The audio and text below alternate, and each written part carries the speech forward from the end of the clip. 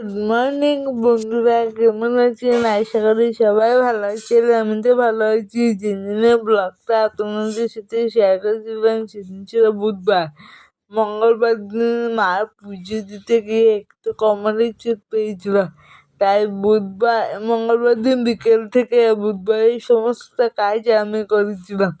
যদিও মঙ্গলবারের বিকেলের কোনো কাজ আপনাদের সাথে শেয়ার করা হয়নি, কারণ সেদিন তাই চিন্তিত ছিলাম।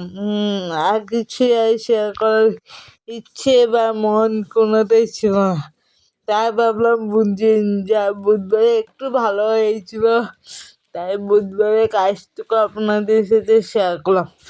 আগে তো একটা সময় মা অসুস্থ হলে ঘরের শুকনো কাজ করতাম, যেরকম ধরো ঘর ঝাড়ু দেওয়া, ঘর মুছা, বাসন ধোয়া করতাম, কিন্তু রান্না করতে পারতাম না।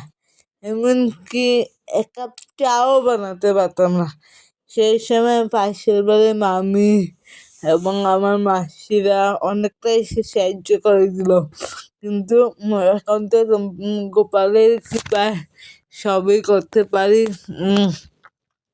তাই সেদিন সকালবেলায় চা বানিয়েছিলাম। সেদিন বড়মাও এসেছিল, বড়মা মানে আমার মেজো মাসি এসেছিল, উনি চা খেলো। তারপরে দুপুরে রান্না বান্না সমস্তটাই আমি করেছিলাম, কিন্তু সমস্ত কিছু তো আর ভিডিও করা সম্ভব হয় না, তাই যতটুকু পেরেছি ততটুকু আপনাদের সাথে শেয়ার করেছিলাম।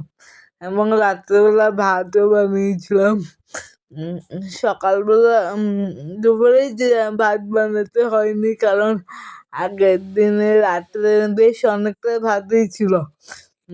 সেটা গরম করতে হেল্প করেছিল মা, আর মা দাঁড়িয়ে দাঁড়িয়ে তো হেল্প করেছিল। শুটকি মানে কড়াইতে দেওয়ার সময় মা অনেকটা হেল্প করেছিল, কারণ একবার তো তরকারি কড়াইতে দিতে গিয়ে তেল ছিটে আমার হাতে সেই যা একাকার হয়েছিল একদম। আর সেটার জন্য মা দাঁড়িয়ে একটু দেখিয়ে দিয়েছিল, আর কিন্তু বাকি সমস্তটাই আমি করে দিলাম। যদি ভিডিওটাই আমার ভালো লাগে তাহলে প্লিজ বন্ধুরা লাইক, কমেন্ট অ্যান্ড সাবস্ক্রাইব করবেন। আমার এই ছোট্ট জীবন থেকে একটু সাবস্ক্রাইব করে আমার পাশে থাকবেন, কারণ আমি চাই যে আমার চ্যানেলটা একটু সাবস্ক্রাইবার বাড়ত। নমস্কার।